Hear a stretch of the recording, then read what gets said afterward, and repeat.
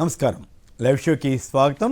ఇక ఈరోజు చర్చలో శ్రీ పురుషోత్తం రెడ్డి గారు, ప్రముఖ విశ్లేషకులు, రాయలసీమ మేధావుల ఫోరం కన్వీనర్, అలాగే శ్రీ మల్లాది విష్ణు గారు, శాసనసభ మాజీ సభ్యులు, ప్రణాళికాభివృద్ధి మండలి మాజీ చైర్మన్, వారిద్దరు పాల్గొంటున్నారు. ఇక ఆంధ్రప్రదేశ్లో సడన్గా కాంగ్రెస్ పార్టీకి రేవంత్ రెడ్డి గారు ఏదో ఊపిరిపోయటానికి ప్రయత్నం చేస్తున్నట్లుగా ఉంది. నిజంగానే ఆయన కాంగ్రెస్ కోసం వెళ్ళారా, లేక చంద్రబాబు గారి కోసం వెళ్ళారా, తెలుగుదేశం పార్టీ ప్రభుత్వానికి అండగా ఉండటానికి వెళ్ళారా, లేక కాంగ్రెస్ని ఉద్ధరించడానికి వెళ్ళారా?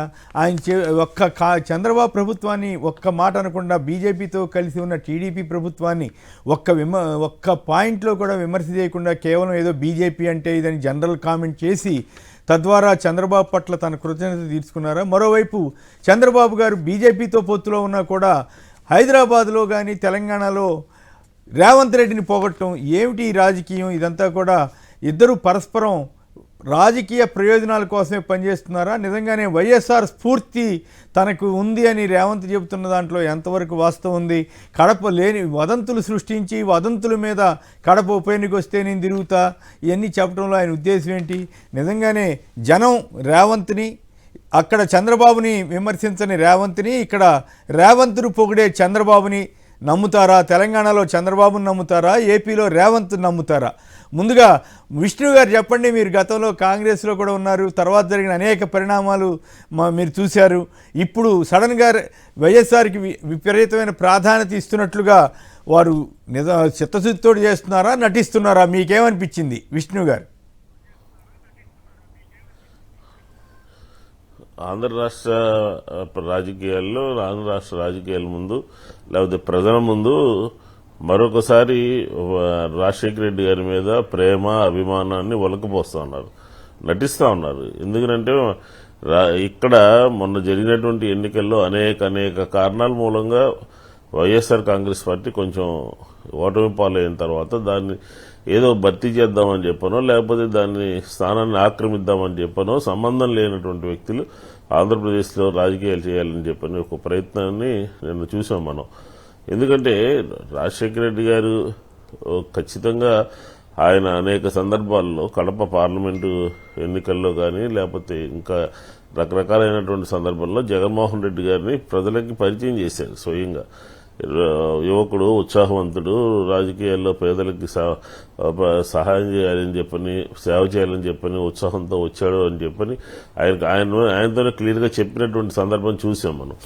అది కూడా కాకుండా ఆంధ్రప్రదేశ్ని రెండుగా విభజన జరిగినటువంటి సందర్భంలో ఆంధ్రప్రదేశ్లో పార్టీ నష్టపోయినప్పటికీ కూడా, పార్టీ లేకపోయినప్పటికీ కూడా ప్రజల యొక్క పరిస్థితిని అర్థం చేసుకోకుండా రెండుగా విడగొట్టినటువంటి కాంగ్రెస్, అక్కడ తెలంగాణలో ఉన్నటువంటి కాంగ్రెస్ ముఖ్యమంత్రి వచ్చి ఆంధ్రప్రదేశ్లో వైఎస్ఆర్ గారి గురించి మాట్లాడటము, పైగా రేవంత్ రెడ్డి అనే వ్యక్తి మాట్లాడటం చాలా హాస్యాస్పదంగా కనపడుతుంది. ఎందుకంటే అసలు రాజశేఖర రెడ్డి గారి ప్రస్థానంలో, రాజశేఖర రెడ్డి గారి రాజకీయాల్లో రేవంత్ రెడ్డి అనే వ్యక్తి ఎక్కడా కూడా కనిపించినటువంటి వ్యక్తి, ఎక్కడా కూడా భాగస్వామ్యంగా లేనటువంటి వ్యక్తి. దీంతోపాటు ఆయన తెలుగుదేశంలో ఉన్నాడు. ఉమ్మడి ఆంధ్రప్రదేశ్లో 9లో కానీ లేకపోతే ముందు ఉన్నటువంటి 4లో కానీ 24లో కానీ ఇలాంటి సందర్భాల్లో ఆయన అంతా తెలుగుదేశంలో ఉండి శాసనసభలో ఆనాడు ముఖ్యమంత్రి కానీ ఆనాడు ప్రతిపక్ష నేతగా ఉన్నటువంటి రాజశేఖర రెడ్డి గారి మీద మాట్లాడినటువంటి మాటలు కూడా చాలా ఉన్నాయి. ఇలాగా అవన్నీ కూడా వదిలేసి ఎప్పుడో 5 సంవత్సరాల తర్వాత వచ్చేటటువంటి ఎన్నికల్లో ఇక్కడ జగన్మోహన్ రెడ్డి గారి మీద విమర్శన చేయటం అనేది సహేతుకమైనటువంటి అంశం కాదు. అది కూడా కాకుండా సోషల్ మీడియాలో వచ్చేటటువంటి అంశాలు, పార్లమెంటుకి పోటీ చేస్తారని, శాసనసభకు రాజీనామా చేస్తారని చెప్పని వస్తున్నటువంటి అంశాలు, ఊహాజనితమైనటువంటి అంశాలను తీసుకుని కడప బరిలో నిలబడితే షర్మిల గారు నేను ఇంటింటికి ఊరు తిరుగుతానంటాడు. అంటే ఈ సందర్భంలో మనం ఒక విషయం మాట్లాడుకోవచ్చు, ఆయన సామర్థ్యము, ఆయన ఇదే అంతా కూడా. తెలంగాణలో ఏం జరుగుతుంది? ఆయన సొంత జిల్లా మహబూబ్ నగర్ జిల్లాలోనే ఒక ఎమ్మెల్సీ ఓడిపోయి, ఒక పార్లమెంట్ ఓడిపోయి, రకరకాలుగా ఆయన ఉన్నటువంటి ముఖ్యమంత్రిగా ఉన్నటువంటి సొంత జిల్లాలోనే ఆయన వెనుకబడిపోయాడు. ఆయన వచ్చి ఈ రోజు కడపలో పులివెందుల్లో ఊరూరు తిరుగుతాను, గడప తిరుగుతాను, గెలిపిస్తాను అని చెప్పని మాట్లాడటం, పైగా ఇక్కడికి వచ్చినటువంటి సందర్భంలో కాంగ్రెస్కి బద్ధశత్రువుగా ఉన్నటువంటి భారతీయ జనతా పార్టీతో కూటమిలో ఉన్నటువంటి చంద్రబాబు నాయుడు గారి ప్రభుత్వం గురించి మాట్లాడకుండా ఆ పని చేయకుండా ఆయన వ్యవహరించింది ఏంటంటే వైఎస్ జగన్మోహన్ రెడ్డి గారిని ఇండైరెక్ట్గా ఒకటి రెండు సందర్భాల్లో మాట్లాడడం జరిగింది. ఇది సరైనటువంటి అంశం కాదు. ఖచ్చితంగా వీళ్ళిద్దరూ కూడా ఇక్కడ చంద్రబాబు నాయుడు గారు అక్కడ రేవంత్ రెడ్డి ఇద్దరు కూడా ఒకటే, ఒక తానులో ముక్కలే, ఇద్దరు కలిసే రకరకాలైనటువంటి కార్యక్రమాలు చేశారు గతంలో. అవన్నీ కూడా ఆంధ్ర రాష్ట్ర ప్రజలందరికీ కూడా తెలిసినటువంటి అంశమే. ఏదో వైఎస్ గారి జయంతిని అడ్డం పెట్టుకుని ఏదో చేద్దామని చెప్పని ఆంధ్రప్రదేశ్ రావటమే తప్ప ఈ రాష్ట్రంలో చంద్రబాబు నాయుడు ఉండాలని చెప్పని బలంగా 100% కోరుకునేటువంటి వ్యక్తి అక్కడ రేవంత్ రెడ్డి ఉండాలని చెప్పని మొన్న పోయి చూసాం కదా మనం. విభజన సంబంధించినటువంటి అంశాల విషయం ప్రస్తావన వస్తే ఆంధ్రప్రదేశ్లో తిరుపతి కావాలని, ఆంధ్రప్రదేశ్లో ఇది కావాలని చెప్పిన అది కావాలని చెప్పిన రకరకాలైనటువంటి డిమాండ్లు పెట్టారు. అక్కడ ఆంధ్ర రాష్ట్ర ప్రజలకు సంబంధించినటువంటి హక్కుల్ని కూడా వాళ్ళు కాజేయాలని చెప్పిన ప్రయత్నాలు మొన్న మీటింగ్లో మనకు బయటపడ్డాయి. కాబట్టి ఈరోజు రాజశేఖర రెడ్డి గారి జయంతి సందర్భంగా ఈ రకమైనటువంటి నాటకానికి ఆంధ్రప్రదేశ్లో తెరలేపటం అనేది సరైనటువంటి అంశం కాదు ప్రజలందరూ కూడా. ఎందుకంటే ఈరోజు మేము ఎన్నికల్లో 40% ఓట్లతో ఉన్నాం. ఒక రాజకీయ పార్టీ దాని యొక్క ప్రాబల్యం కానీ దాని యొక్క ప్రజాబలం కానీ ఏ రకంగా తెలుస్తుందంటే ప్రజల యొక్క ఆదరణ, ప్రజల యొక్క ఓట్ల శాతాన్ని బట్టి అర్థమవుతుంది. ఆంధ్రప్రదేశ్లో జగన్మోహన్ రెడ్డి గారు చాలా బలంగా ఉన్నారు కాబట్టి కొన్ని 3-4 పార్టీలు, 3-4 పత్రికలు, లేకపోతే ఎన్నికల కమిషను లేదా కేంద్ర ప్రభుత్వము ఇంతమంది ఏకపక్షంగా వ్యతిరేకంగా ఉన్నప్పటికీ కూడా మేము ఒక 40% ఓట్లతో నిలబడ్డాము అని అంటే చాలా బలంగా ఉన్నట్టే. కాబట్టి ఎవరైనా సరే అధికారంలో లేకపోయినప్పటికీ కూడా ప్రజాదరణ కలిగినటువంటి ఒక నేతకి సంబంధించినటువంటి వ్యక్తి జగన్మోహన్ రెడ్డి గారు. కాబట్టి ఇలాంటి ప్రయత్నాలు మానుకోవాలి అని చెప్పిన కూడా ఈ సందర్భంగా రైట్. అయితే రేవంత్ రెడ్డి గారు బాగా పనిచేస్తున్నాడని తెలుగుదేశం మీటింగ్లో చెప్పాడు ఆయన. చంద్రబాబు గారు తెలంగాణ తెలుగుదేశం మీటింగ్లో చెప్పాడు. అదొక విశేషం. అయితే బీజేపీ వాళ్ళు అక్కడ కానీ ఇక్కడ కానీ కాదు, ఏపీలో కానీ తెలంగాణలో కానీ బీజేపీ వాళ్ళు కూడా చంద్రబాబు గారిని ఒక్క మాట అంటలేదు, కాంగ్రెస్ వాళ్ళు చంద్రబాబు గారిని ఒక్క మాట అంటలేదు. తమాషా రాజకీయం నడుస్తున్నట్లుంది. విష్ణు గారు దాని మీద ఒక చిన్న కామెంట్ చేస్తే పురుషోత్తమ రెడ్డి గారు మాట్లాడతారు.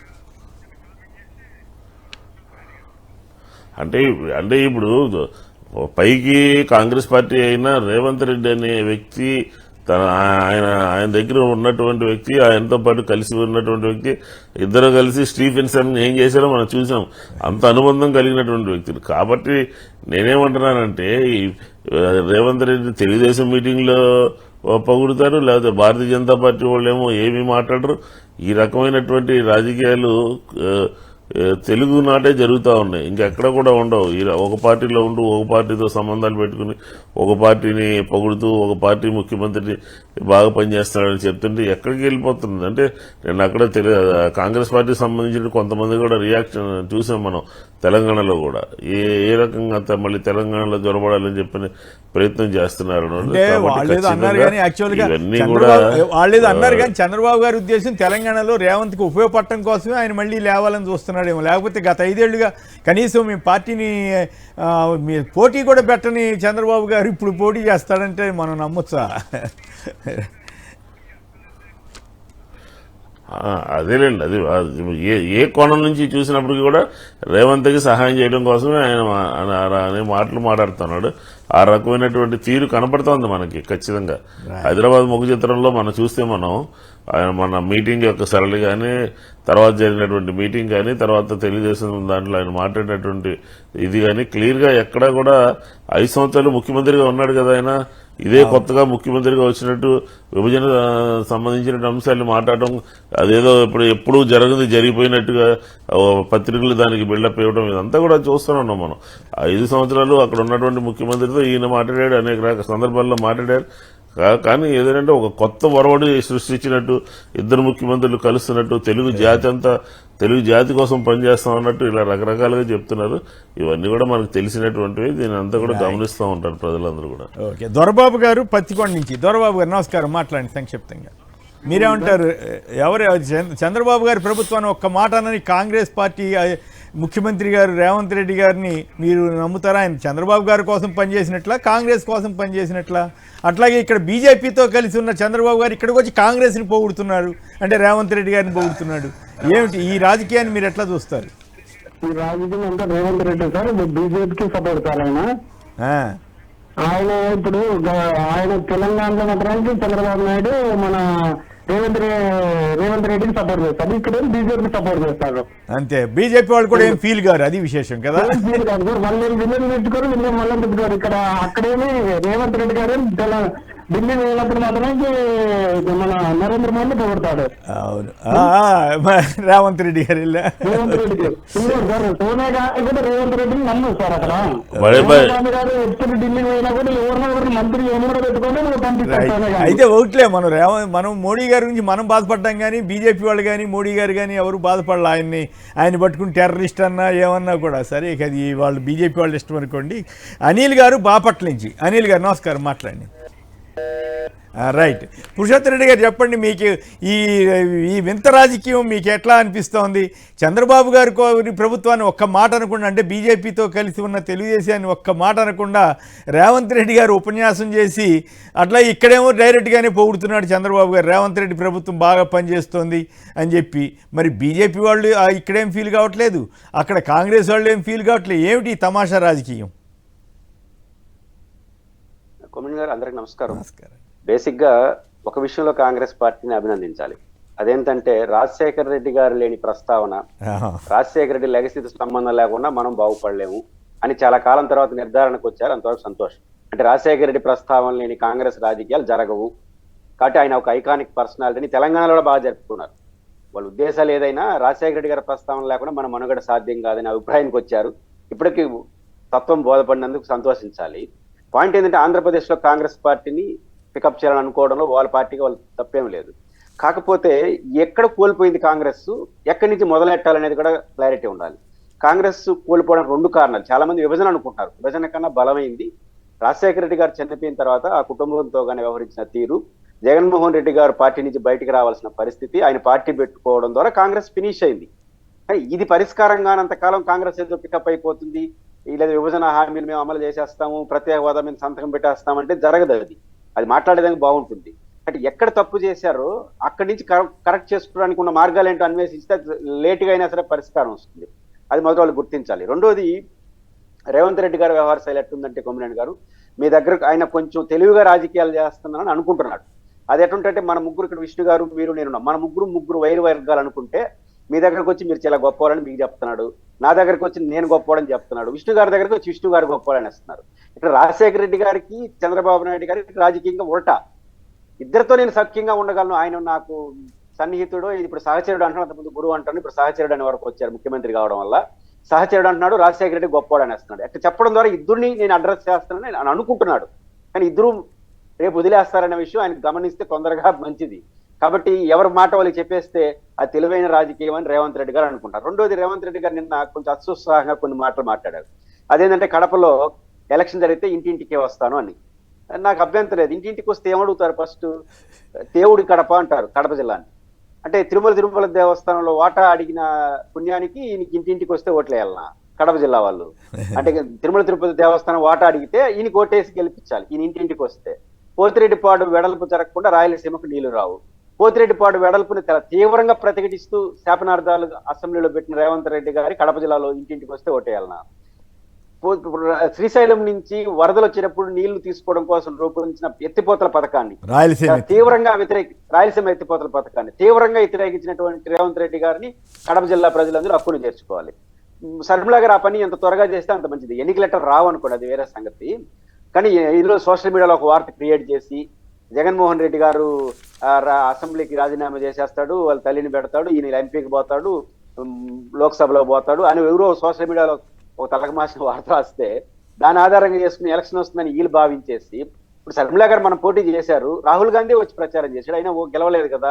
అవును, అప్పుడు రేవంత్ రెడ్డి గారికి అవకాశం ఉండే కదా, ఎందుకు తిరగలేదు? కనీసం ప్రతి ఊరు కాకపోయినా మండలాలను తిరిగి ఉండొచ్చు కదా.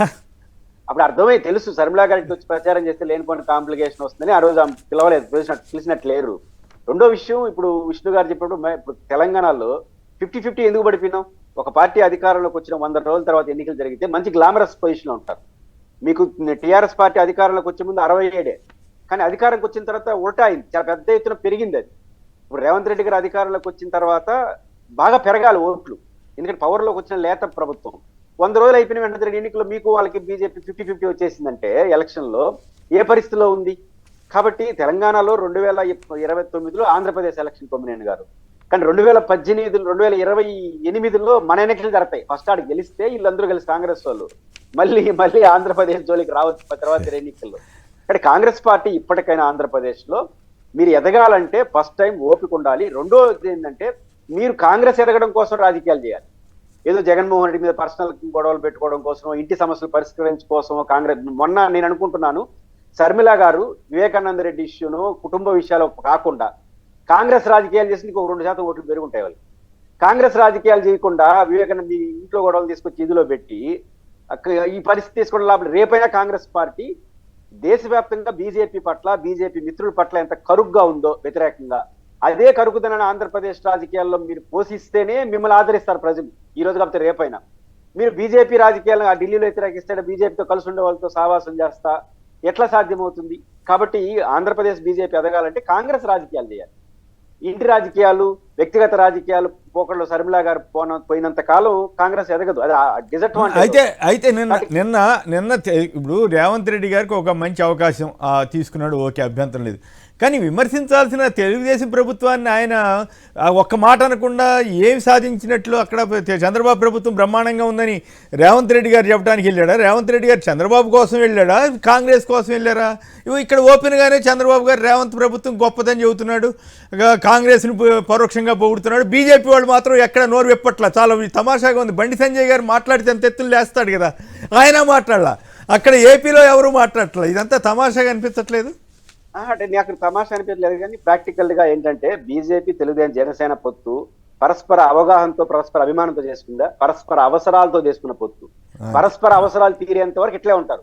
పరస్పర అవసరాలు తీర్పిన తర్వాత ఊరు రాజకీయాలు చేస్తారు. 2018లో చూసాం. కాబట్టి ఈ ముగ్గురు పొత్తు అనేది మనం ఒంటరిగా గెలవలేం కాబట్టి పరస్పర అవసరాల కోసం చేసుకున్న పొత్తు, అవసరాలు ఉన్నంత వరకు అట్లే ఉంటారు. నా పాయింట్ ఏంటంటే ఇప్పుడు రేవంత్ రెడ్డి గారు సరే వాళ్ళ ఇష్టం, వాళ్ళ పార్టీ ముఖ్యమంత్రి, ఆయన 2 కారణాలు ఇచ్చే ఏపీ రాజకీయాల్లో ఎంత ఎక్కువ చేస్తే అంత కాంగ్రెస్ కి నష్టం.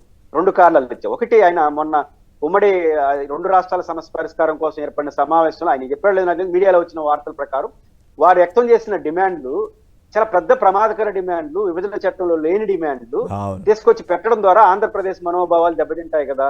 ఆంధ్రప్రదేశ్ మనోభావాలు దెబ్బతినేదానికి కారణమైనటువంటి రేవంత్ రెడ్డి గారు ప్రస్తావించిన అంశాలు మళ్ళీ ఆంధ్రప్రదేశ్కి వస్తే ఎందుకు ఏమని చెప్పాలి? మీ తీర ప్రాంతాన్ని మాకు ఇవ్వండి, టీటీడీలో వాటా ఇవ్వండి.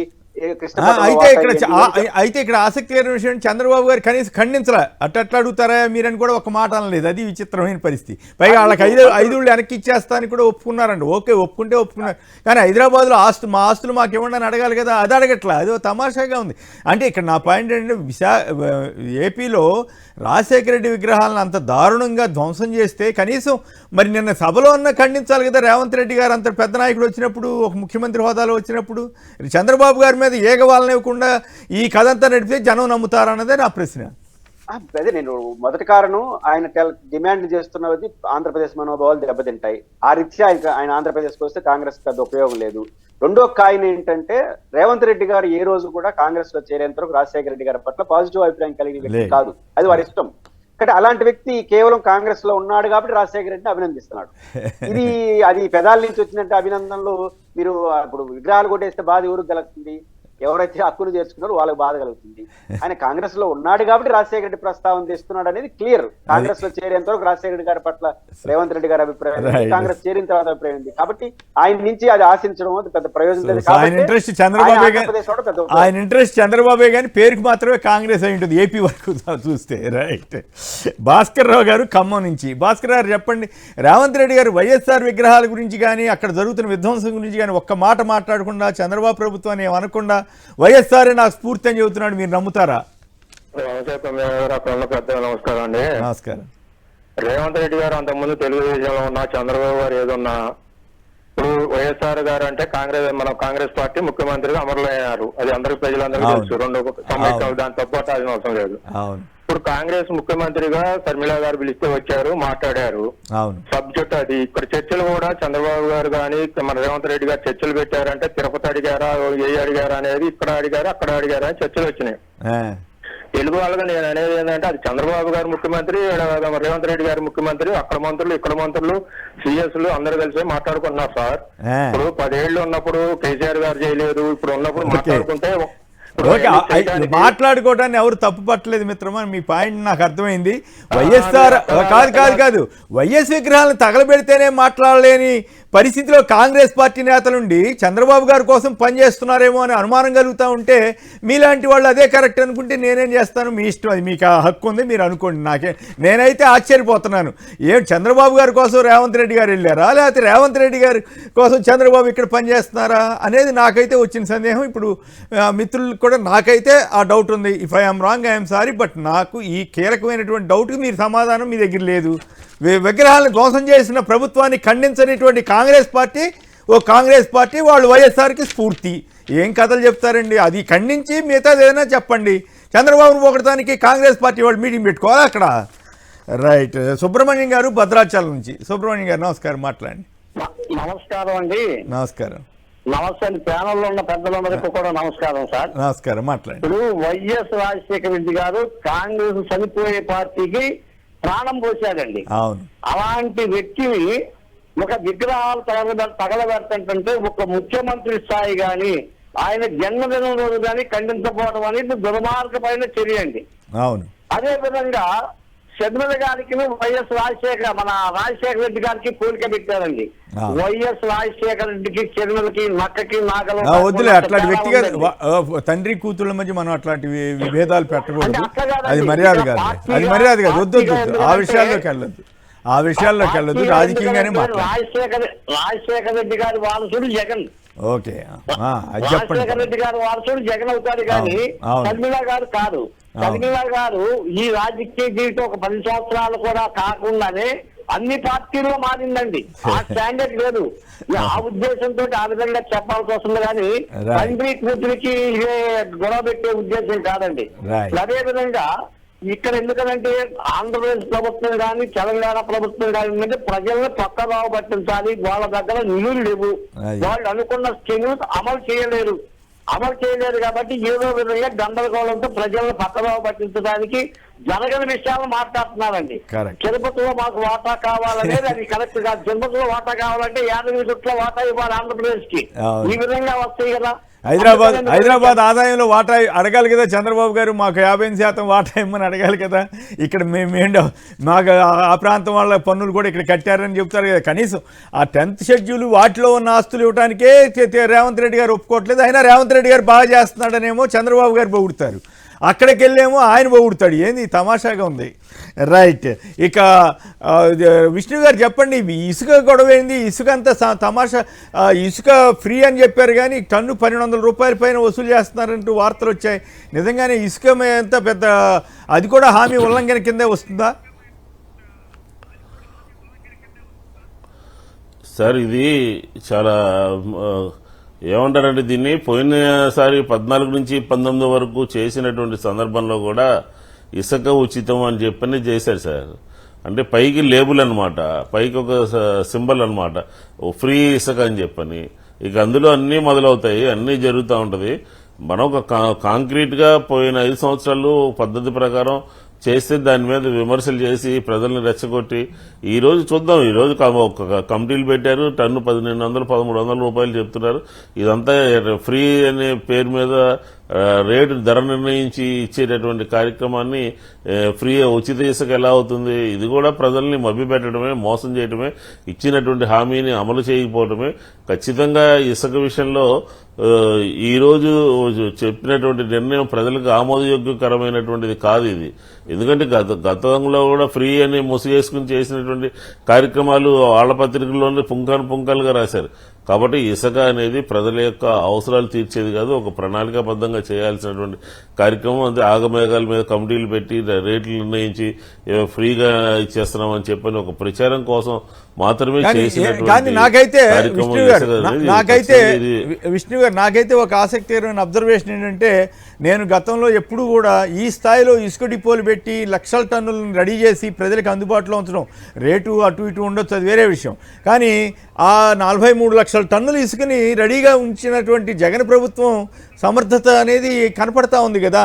కానీ ఆ ప్రభుత్వం అంటే పోతామని అదని ఇదని ఆయన మాట్లాడుతుంటాడు చంద్రబాబు గారు. మీరు ఎప్పుడైనా చూసారా గతంలో ఈ స్థాయిలో ప్రజలకు అందుబాటులో ఇసుక డిపోలు పెట్టడం కానీ, ఇసుకని ఈ రకంగా తీసుకురావటం కానీ? ఇప్పుడు దాన్ని వాళ్ళు టీడీపీ జనసేన వాళ్ళు చాలా చోట్ల అమ్మేసుకున్నారంట, కొన్ని వేల టన్నులు. అది ఇంకో కథ. సో దీన్ని మీరు ఎట్లా చూస్తారు సార్? ఇప్పుడు జగన్మోహన్ రెడ్డి గారి ప్రభుత్వం మీద ముప్పేట దాడి జరిగి వాస్తవాల్ని ప్రజలకు తెలియకుండా వాస్తవాల్ని దుష్ప్రచారం చేసి ఒక రకమైనటువంటి వ్యతిరేకతని క్రియేట్ చేసి ప్రజల్లో చేశారు తప్ప, చంద్రబాబు చరిత్రలో చంద్రబాబు పరిపాలనలో ఏ రోజైనా ఇన్ని లక్షల టన్నుల ఇసుక నిల్వ చేసినటువంటి పరిస్థితి చూసామండి మనం? చెప్పండి. ఈస్ట్ గోదావరి నదీ తీరాన 2 జిల్లాల్లో ఉన్నటువంటి ఆ కూటమిలో ఉన్న వాళ్ళందరూ కూడా అమ్మేసుకున్నారు. 4వ తారీఖు రిజల్ట్స్ వచ్చిన వెంటనే దాని మీదే పడ్డారు. అవును, బహిరంగంగా వాళ్ళ ఎత్తుకెళ్లారు. జగన్మోహన్ రెడ్డి గారు అనేక జిల్లాల్లో అనేక రీచ్ల్లో ఇసుకని నిల్వ చేసి ఉంచి ప్రజల యొక్క అవసరాల కోసం చేస్తే ఈ రోజు మన ఇసుక ఇవ్వడానికి బోలెంత కాలం పడుతుంది. కాబట్టి ఒక దుష్ప్రచారం అన్నమాట. వాళ్ళ ఎన్నికల్లో ప్రభుత్వం పనిచేయలేదని చెప్పిన ప్రభుత్వం ప్రజలకి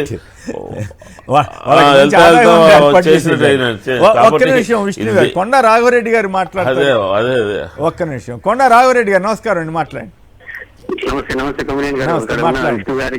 ఏమంటే రేవంత్ రెడ్డి గారు మీకు అక్కడికి ఏమనిపించింది? చంద్రబాబు గారి కోసం వెళ్ళినట్లు అనిపించిందా, కాంగ్రెస్ కోసం వెళ్ళినట్లు అనిపించిందా? ఇప్పుడు దయ్యాలు వేదాలు వల్లించినట్టు ఉంటది. ఓకే, ఇది రేవంత్ రెడ్డి గారికి రాజశేఖర రెడ్డి గారి మీద అభిప్రాయం మాకు తెలుసు. రాధాకృష్ణ అని ఏబిఎన్ ఆంధ్రజ్యోతి రాధాకృష్ణ తోటి మాట్లాడుకుంటూ రాజశేఖర రెడ్డి గారు పౌరాల గుట్టలో పౌరం ఏంటనే మాట చెప్పింది. ఇవాళ పోయి కొత్తగా నమూనా మాట్లాడితే ఆంధ్రప్రదేశ్ ప్రజలు అంత అమాయకులు గారు కదా. ఓకే, కంప్లీట్ చేయండి. అందుకు ఇవాళ రాజశేఖర రెడ్డి గారు 15 సంవత్సరాల తర్వాత సొంతం చేసుకోవడానికి ఈ గస్టు వచ్చిన కాంగ్రెస్ ప్రయత్నం చేస్తుంది. అది కూడా ఎందుకు?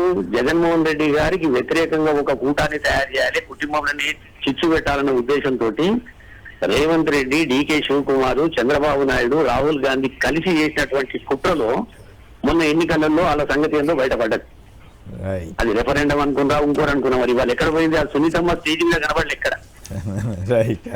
వాళ్ళ పర్పస్ అయిపోయింది కదా, చాప్టర్ క్లోజ్ అయింది. ఇప్పుడు కొత్త ఇంకోటి రకంగా ఏది చేసినా ఆంధ్రప్రదేశ్ ప్రజలు కాంగ్రెస్ పార్టీని 2 రకాలు. ఒకటి తెలంగాణ ఇచ్చినందుకు, రెండోది రాజశేఖర రెడ్డి గారి కుటుంబాన్ని ఇబ్బంది పెట్టినందుకు.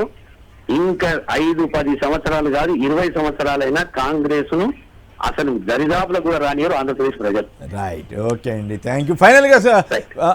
ఫైనల్గా మన పురుషోత్తమ్ రెడ్డి గారు చెప్పండి. ఇసుక ఉచితం అని చెప్పి ఇప్పుడు డబ్బులు వసూలు చేస్తున్నారు అని పెద్ద పెద్ద బోర్డులు కూడా వచ్చేసినాయి. మీరేమంటారు? మీ అబ్జర్వేషన్ ఏంటి? సంక్షిప్తంగా చెప్పండి. ఇసుక సంబంధించి ప్రభుత్వానికి ఉచితం అంటే ప్రభుత్వానికి ఆదాయం రాదు. ఇంకా అంతే, వాళ్ళు ఎందుకు చేసుకున్నారు ఆ పాలసీ నాకు అర్థం కాదు. కానీ ప్రభుత్వానికి ఇప్పుడు ఆదాయం రోజు రోజుకి అవసరమైన నేపథ్యంలో ఇప్పుడు ఏం కోరుకుంటారు ప్రజలు? గతంలో ఉన్న దానికన్నా బెటర్ పొజిషన్లో కోరుకుంటారు. గతంలో 3,000 అయింది అనుకోండి ట్రాక్టర్కి, ఆ 3,000 2,100 రూపాయలకు రావాలన్నా ఇన్ టైంలో రావాలి. ఈ 2 కోరుకుంటారు. ప్రభుత్వానికి రావాల్సిన ఆదాయం ప్రభుత్వానికి రావాలి. అనధికారికంగా ఏం జరుగుతుందో నేను జోలికి వెళ్ళను. కానీ ఇప్పుడు మీరు ఉచితం అంటే అర్థం ఏంటంటే ప్రభుత్వానికి ఇంకేమి ఇరని అర్థం, అంతే కదా. ప్రభుత్వానికి రాకపోతే ఆదాయం పడిపోతుంది. ఇప్పుడు ఖర్చులు అవన్నీ ఎంత అవుతాయి? ఇప్పుడు లెక్కేసుకుంటే పాత ఖర్చులు అయిపోతాయని అంటున్నారు. చూడాల్సిన అవసరం ఉంది. కానీ ప్రజలకు ఎట్లా అనిపిస్తారో చూద్దాము.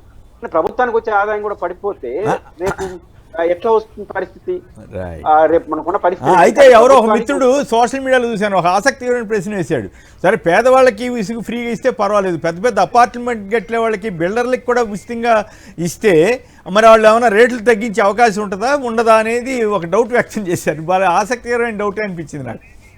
అంతే కదా. ఇప్పుడు మనకు ఆధార్ కార్డు మీరు అపార్ట్మెంట్ కడతారు, నా ఆధార్ కార్డుతో తీసుకొని పోతారు, ఒక పద్ధతే ఉండదు కదా. కాబట్టి దానికి దీని చాలా ఓపిక చేయాల్సిన పనిని చాలా హడావుడిగా మేము ఇంప్లిమెంట్ చేస్తే ప్రభుత్వం భారీ ఎత్తున ఆదాయాన్ని కోల్పోతుంది, ప్రజలకు కూడా పెద్ద సౌకర్యం ఉంటుంది. అంటే టీడీపీ జనసేన వాళ్ళు బాగా టన్నులు కొద్ది లాగేస్తున్నారని చెప్పి మొన్న పత్రికలు కొన్నిట్లో వార్త వచ్చింది. కాబట్టి అది బాగా మంచి ఆదాయం అని ఉంటుంది. సరే, వాళ్ళకి ఆదాయం రేపు ఇంప్లిమెంటేషన్ చేయాలి కదా పథకాలని. రైట్. ఓకే, పురుషోత్తం రెడ్డి గారు, మల్లాది విష్ణు గారు పలువురు మాట్లాడారు. అందరికి కూడా ధన్యవాదాలు. ఇది నేను చర్చా కార్యక్రమం. నమస్కారం.